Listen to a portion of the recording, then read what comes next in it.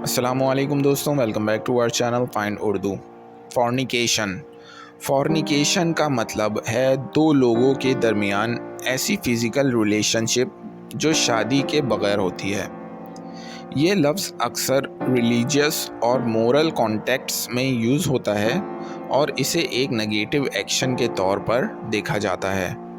Fornication का मतलब होता है अनकमिटेड रिलेशनशिप्स। जैसे रिलीजियस बिलीव्स में फॉर्निकेशन को अक्सर पाप या गुनाह समझा जाता है।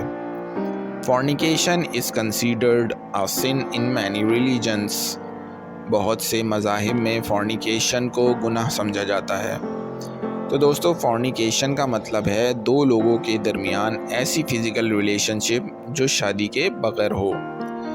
उम्मीद है अब आपको फॉर्निकेशन लफ्ज़ का मतलब समझ में आ गया होगा। मिलते हैं नेक्स्ट वीडियो में। शुक्रिया।